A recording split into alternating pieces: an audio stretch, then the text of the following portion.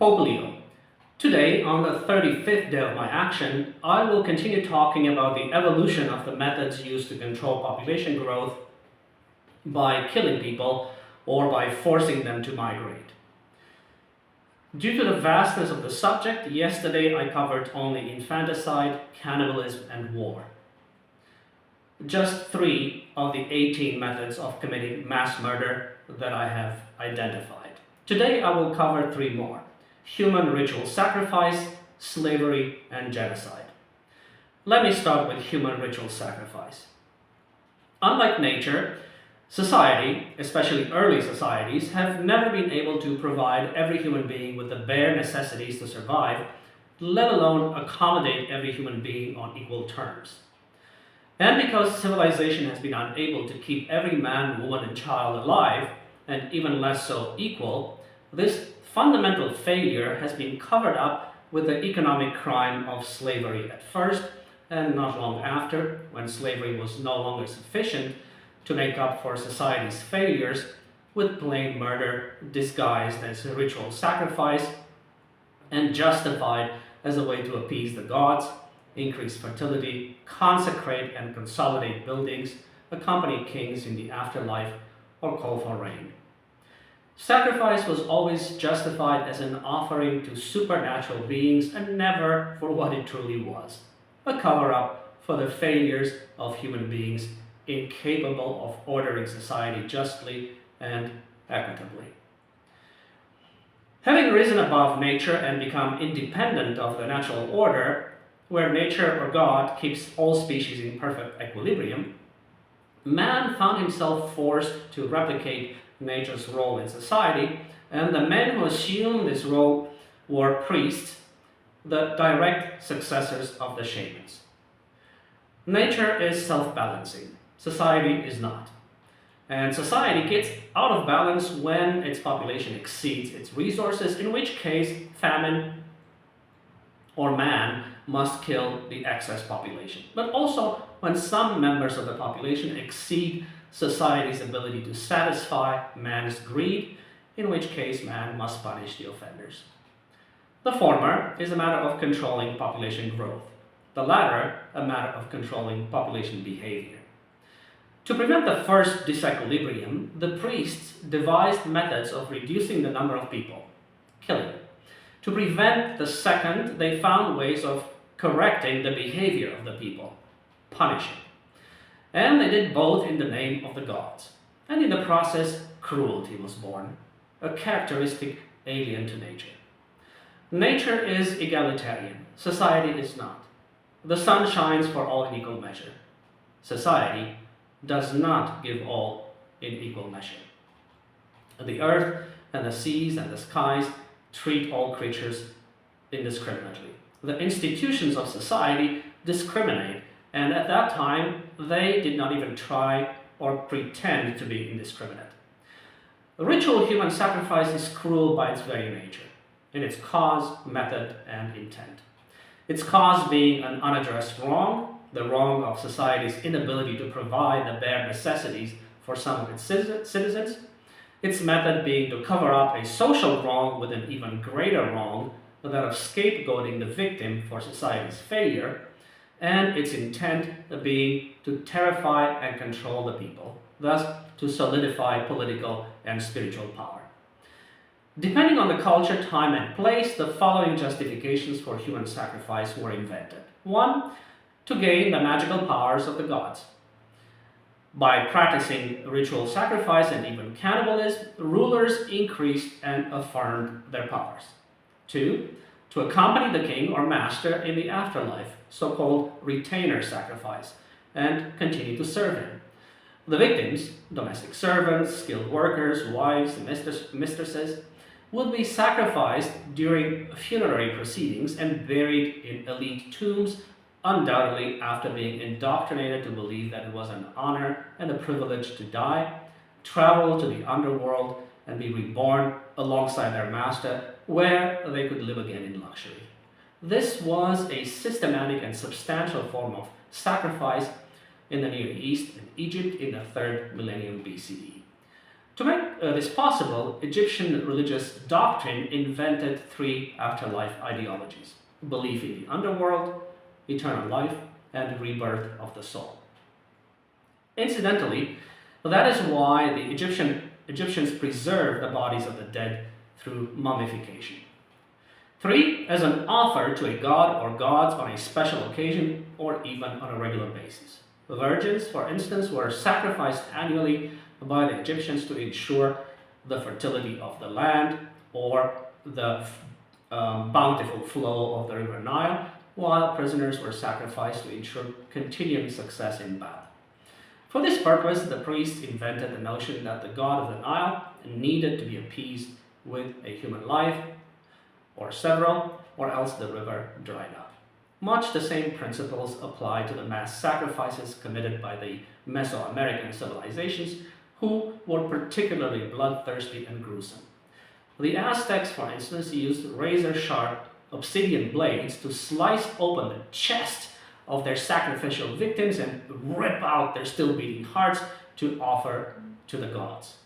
Their priests justified this as debt repayment to the gods for sustaining the universe and for keeping the sun moving across the sky, thus a cosmological justification.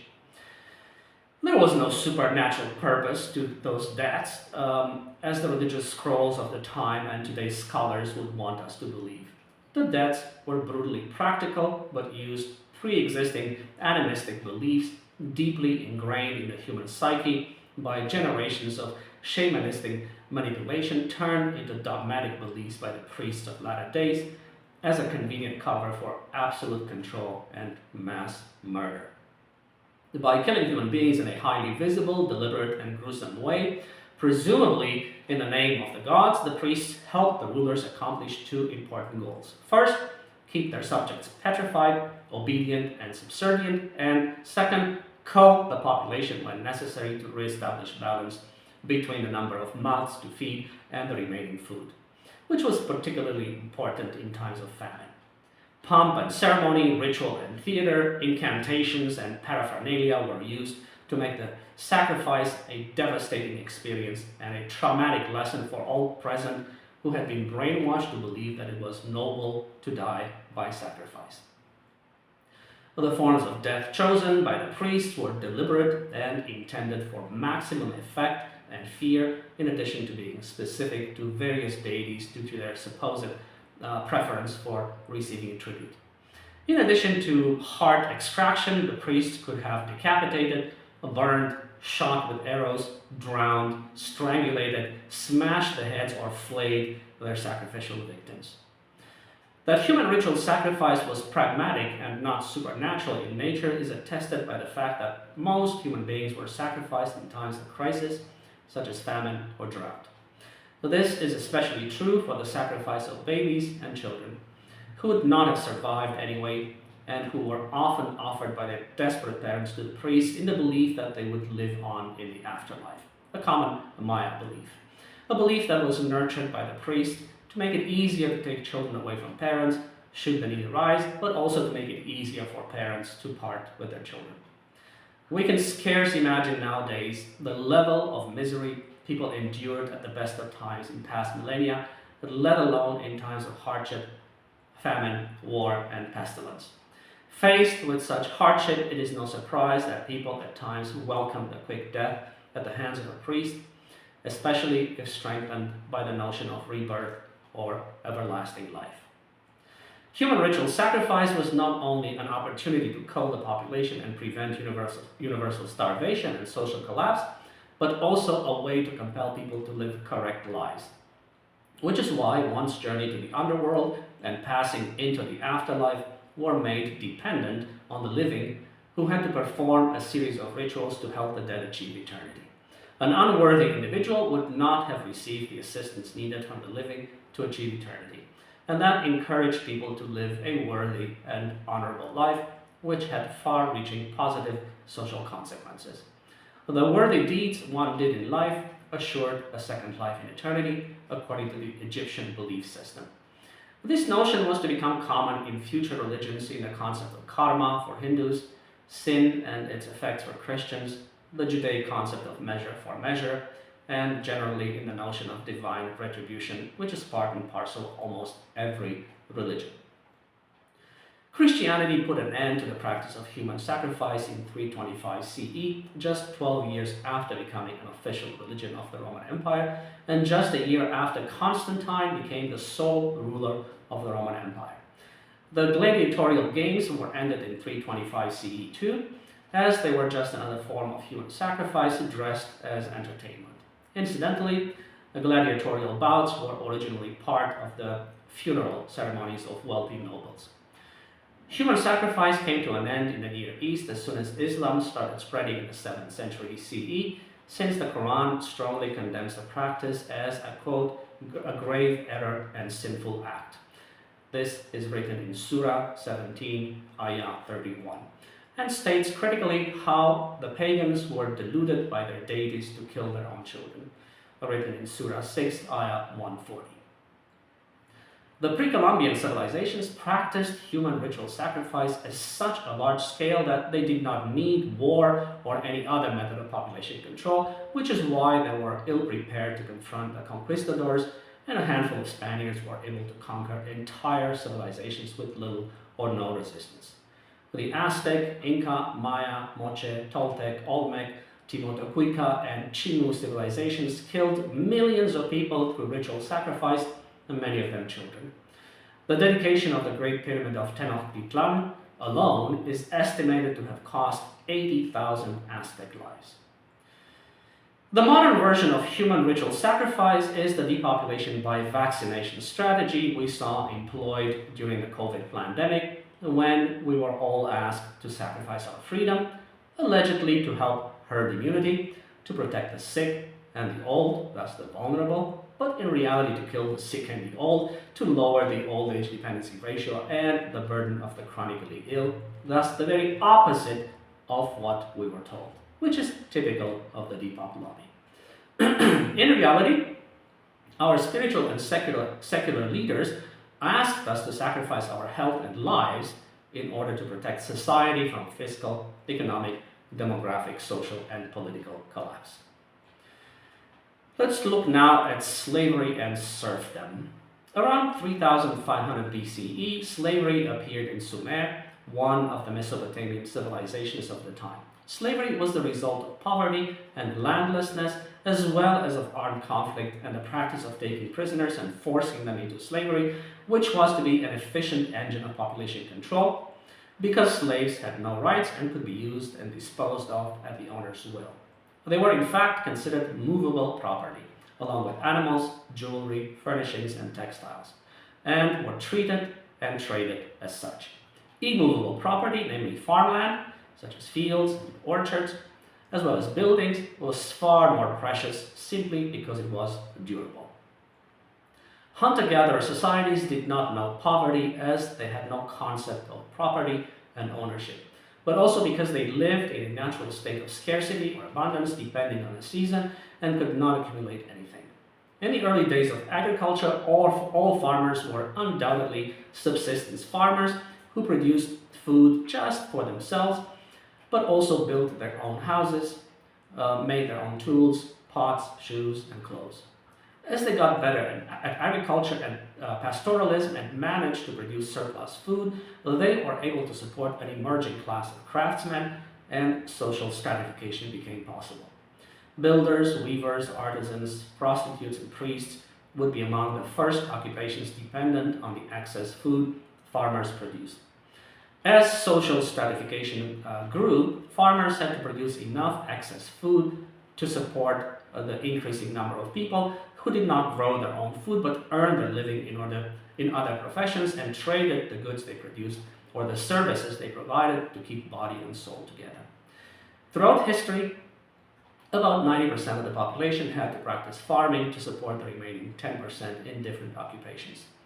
As soon as this ratio was offset, poverty set in, followed by debt, crime, and finally by slavery. As fertile and well-watered land became scarcer and more people had to find a way to earn a living outside agriculture, poverty became endemic and slavery exploded. The first form of slavery was undoubtedly the result of unpaid debt and was temporary. But as more people fell into poverty and more children were born into slavery or permanent poverty, slavery became endemic and slaves the lowest social class. Slavery meant institutionalized poverty, fewer or no children born to slaves, and certain premature death. Thus, an effective method of slowing down population growth for that time, but an unconscious one.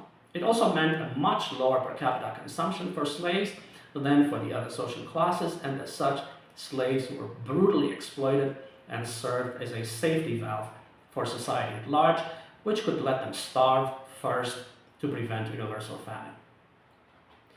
The institutionalized poverty of slavery and the dispensability of slaves is the first method of population control devised by society and as such totally unnatural.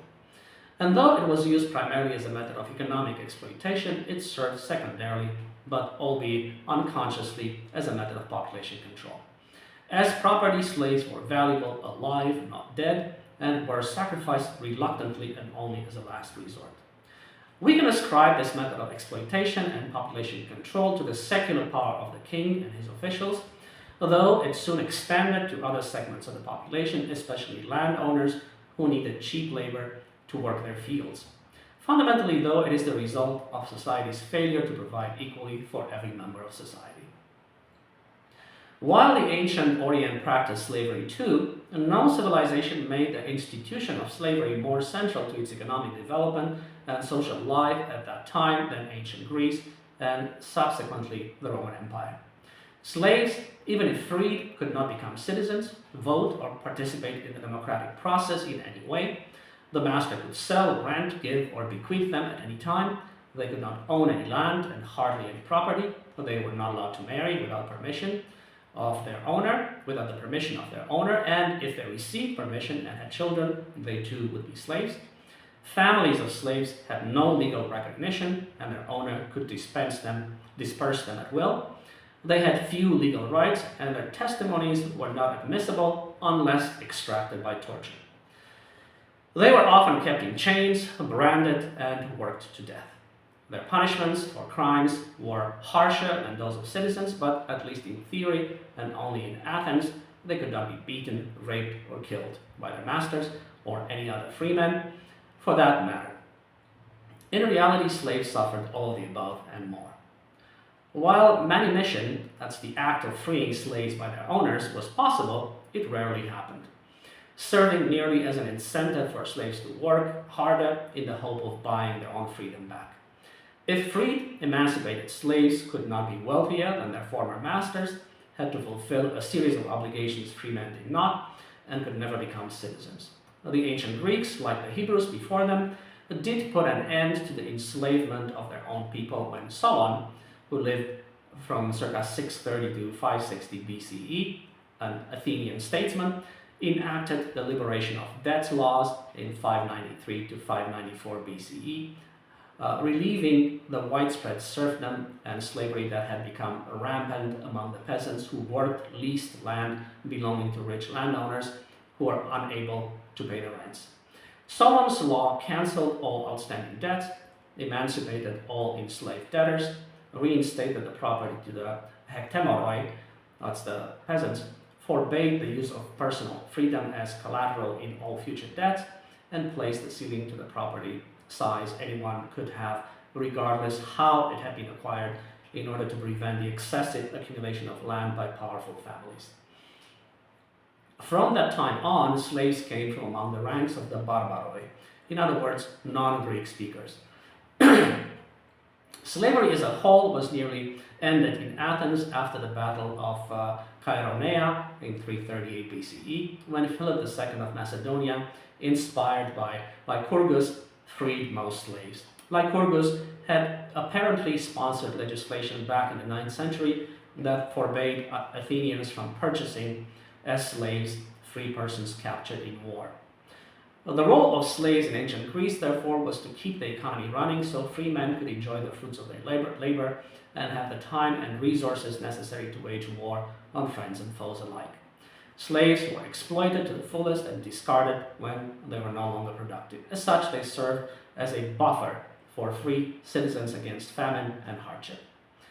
Their legal rights were limited, so they could be exploited for economic reasons, and their reproductive rights were suppressed, so they could be exploited for demographic reasons.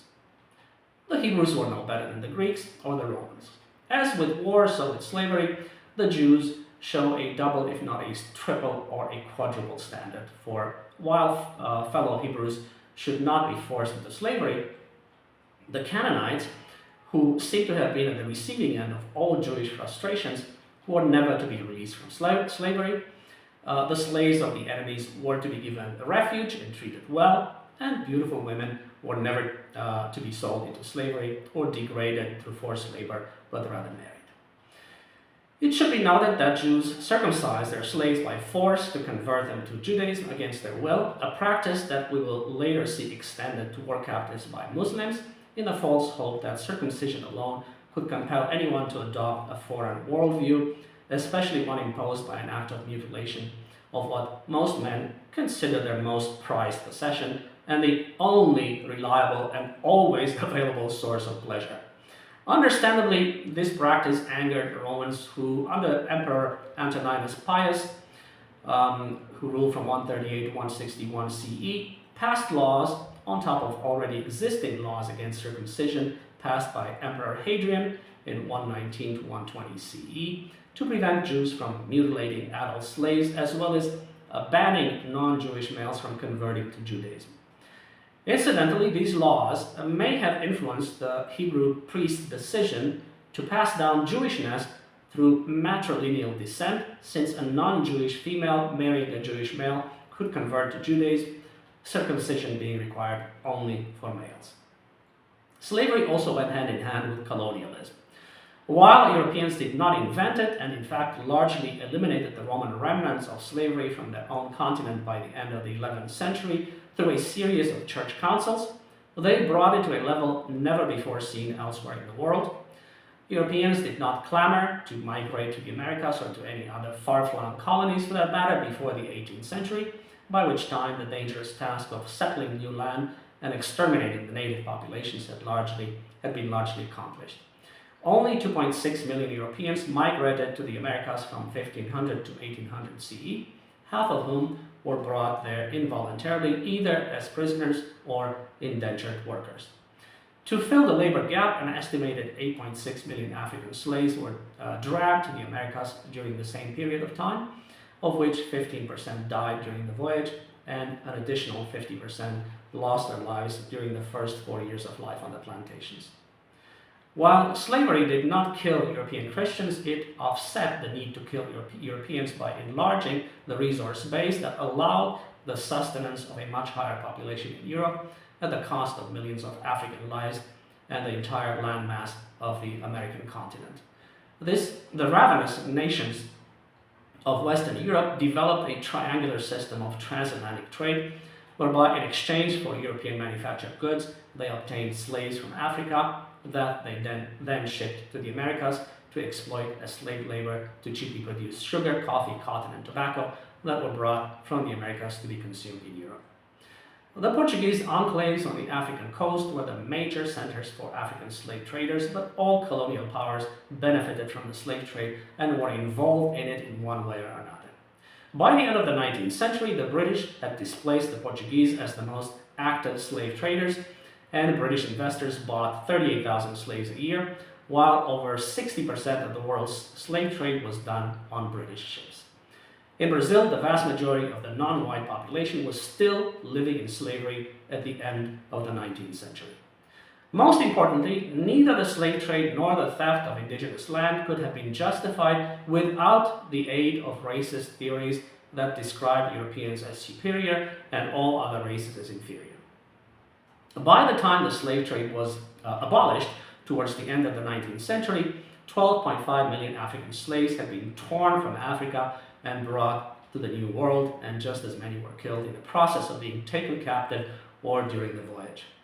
To avoid having to take even more lives in Europe, to keep their population in equilibrium with the continent's resources, Christians sacrificed others instead of exploiting the members um, sacrificed others instead by exploiting the members of other races as slave labor and by limiting their lifespans, thus treating human beings elsewhere as dispensable beasts of burden, valuable only for their utility to the elites of a few predatory nations in Western Europe.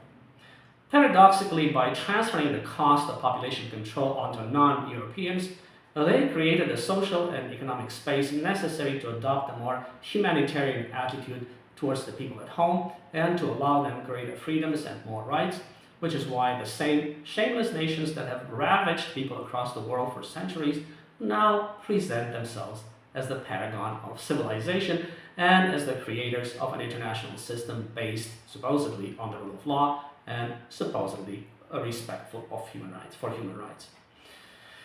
On to serfdom now. A large-scale agricultural slavery, a remnant from the Roman Empire, acted as a brake on population growth until the end of the 10th century, by which time slavery had been largely replaced with serfdom. As much as a third of the population of Italy worked as slave gangs on large agricultural estates during the height of the Roman Empire. Some had been born into slavery, but most were enslaved prisoners.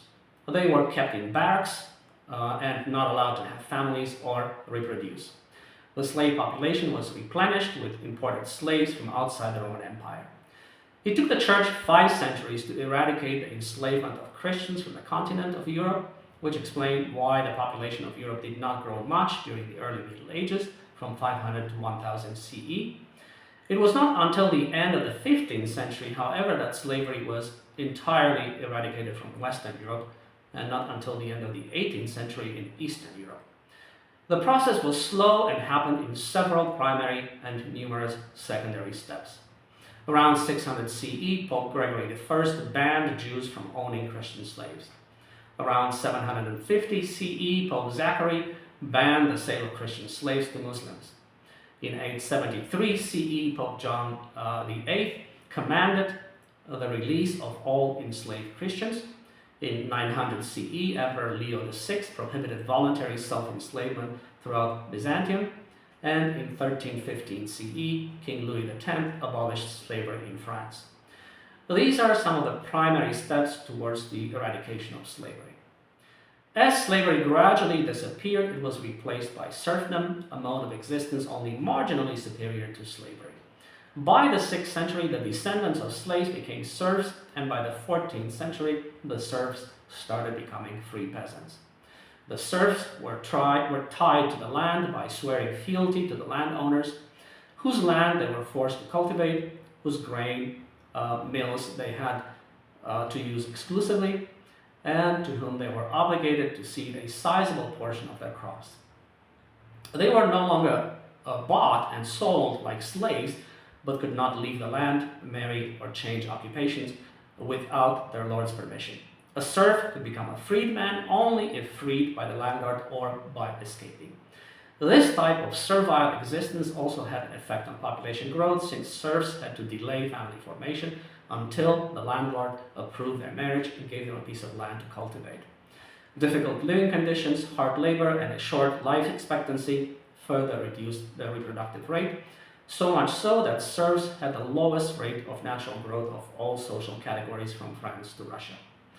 While slavery and serfdom depressed population growth to a significant degree in Christendom, perhaps by as much as 50%, the European slave trade prevented population growth entirely in West Africa and promoted polygyny by uprooting more men than women from the population, leaving a surplus of women. Let's now look at slavery in Islam. Muslims could not enslave Muslims, but they could and did enslave people of other faiths and to use them and abuse them at will. Muslims traded slaves shamelessly across the world for profit, labor, and war, making slavery a mainstay throughout the Muslim world, just as it had been in pre-Islamic times. The only difference being that slaves were treated more humanely by those who actually followed Muhammad's teachings and were given opportunities to regain their freedom through manumission as prescribed in the Quran. Despite Muhammad's best intentions to ease the plight of slaves and minimize the footprint of slavery by regulating this deeply entrenched social institution, More slaves have lived and died under the banner of Islam than under any other religion, and for longer than under any other religion. For black slaves alone, the estimates run from 11.5 to 15 million, and they include neither those who lost their lives in the warfare of raiding and capturing slaves, nor the millions who died during transport and storage. Nor do these extraordinary numbers include the many male slaves who died during the brutal operation of castration.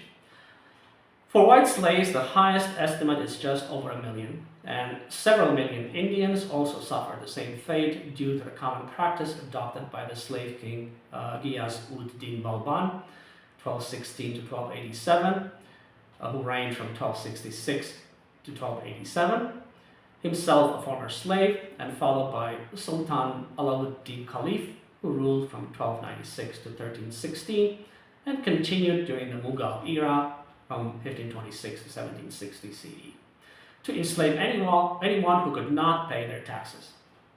To these extraordinary numbers, one can still add slaves of Iranian, Turkic, Indonesian, and even Chinese origin. All in all, Muslims condemned at least twice as many human beings to slavery as Christians. And throughout history, Islam did more to protect and expand slavery than the reverse. The trans-Saharan slave trade ran for 1,300 years, longer than any other slave trade, and made Zanzibar its hub, while the trans-Saharan caravan operated in West Africa, straddling the Niger Valley to the Gulf of Guinea, along the trans-Saharan roads to slave markets in Maghreb and the Nile Basin, a voyage that took more than 3 months and killed half of all slaves in transit. As the heir of a long tradition of slavery, Islam perpetuated this institution in 3 ways: by war, tribute, and through inheritance of the status of slave from one generation to the next, if both parents were slaves. Equally, Islam provided the opportunity for freedom from slavery by conversion to Islam, manumission, purchase, and marriage.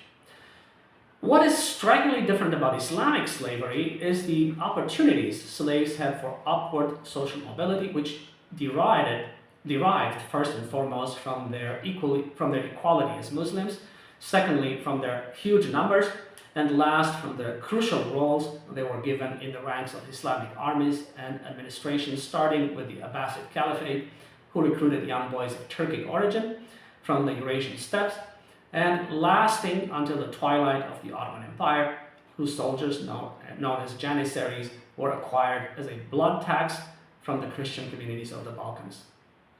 In the Islamic world, black slaves were ubiquitous and found in all well-to-do households as domestic workers, concubines, cooks, and porters, but also in productive settings on farms, mines, and factories, whereas white slaves were used mostly in the army and the administration of the state.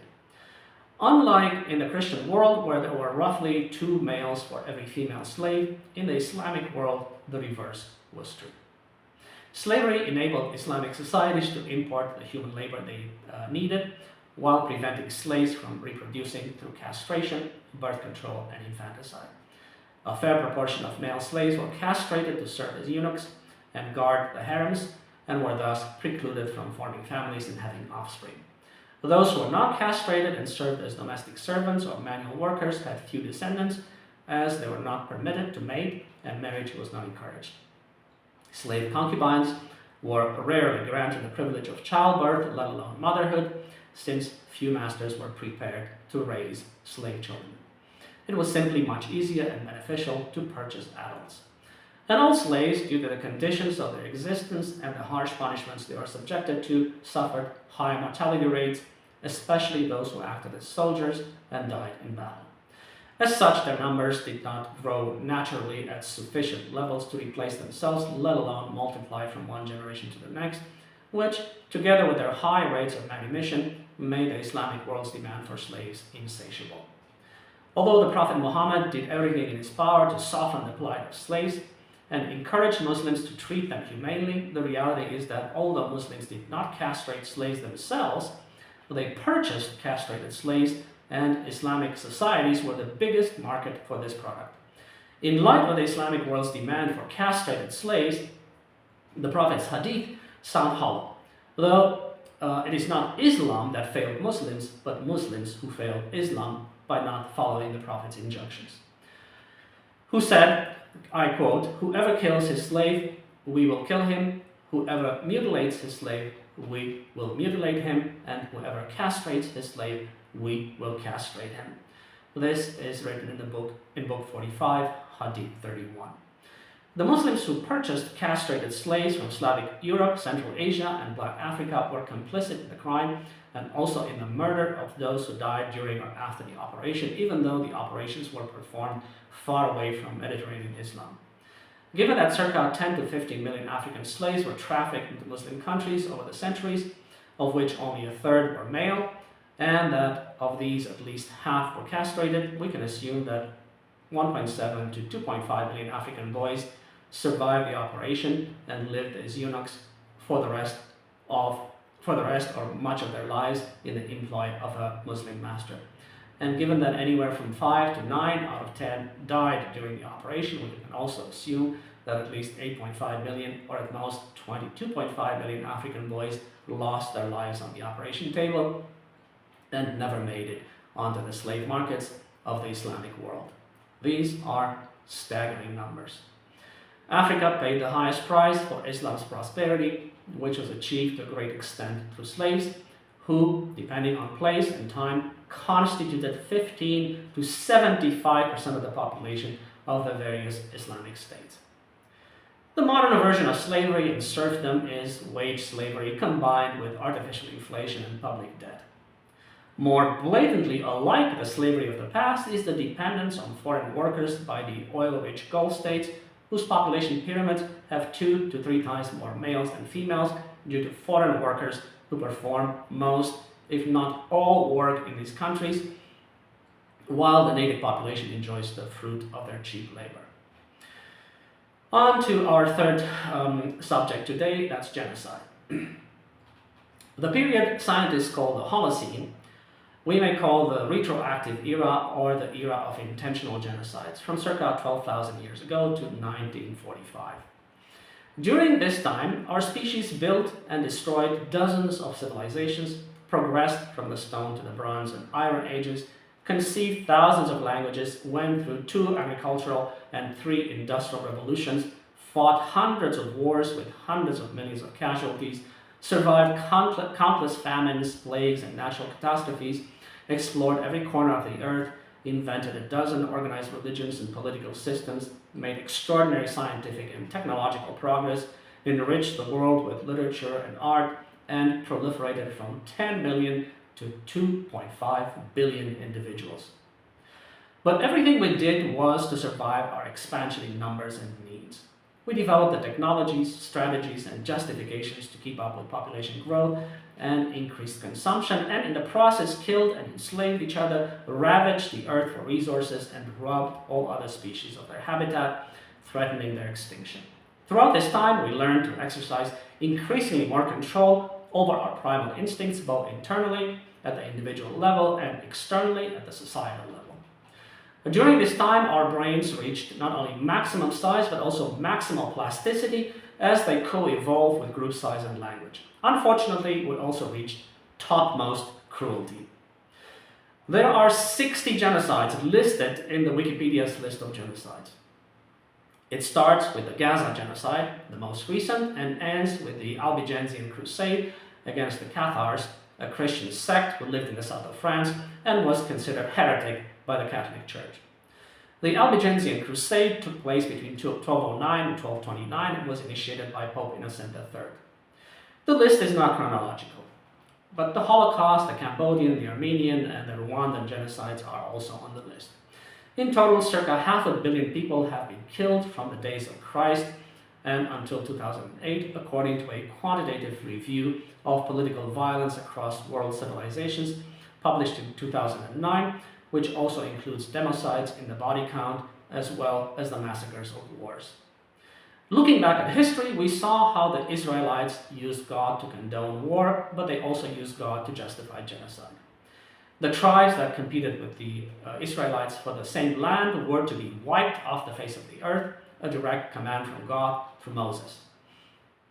I quote, However, in the cities of the nations the Lord your God is giving you as an inheritance, do not leave alive anything that breathes. Completely destroy them. The Hittites, Amorites, Canaanites, the Perizzites, Hivites, and Jebusites, as the Lord your God has commanded you. Otherwise, they will teach you to follow all the detestable things they do in worshiping their gods, and you will sin against the Lord your God. End of quote. From Deuteronomy 20, lines 16 to 18. The genocide for Jews was licit because God had spoken on the issue and justified it as a way to guard against religious nonconformity and apostasy. But it is one thing to kill total strangers in the name of God and the defense of the faith, and another to kill your own kind. Lo and behold, the God of small things, envisioned by the Jewish imagination, found a loophole for this kind of genocide as well. The Jewish God gave them a license to kill members of their own family if they had strayed from the faith. To go through the long list of recorded genocides would take me 2 days and would take you 2 months to get over the psychological trauma and shock of so much cruelty and disregard for human life. The modern version of genocide is that of mass sterilization, thus of rendering men and women incapable of reproduction and extinguishing their genetic lineages without outright killing them. This is an imperceptible kind of genocide that is accomplished by chemically poisoning people over decades and generations through the basic elements of life. In the process, people are not only rendered infertile, but also chronically ill and are ultimately prematurely killed. So far, at least 300 million genetic lineages have been extinguished by this method, far more than all past genocides put together. As you may have started to realize, the depopulationists use the same methods of mass murder from generation to generation. All they are doing is repackaging them in fancy wrap paper and delivering them in more subtle ways. To put it bluntly, they are serving us the same shit on a different plate. This concludes my lesson today. Thank you for your attention.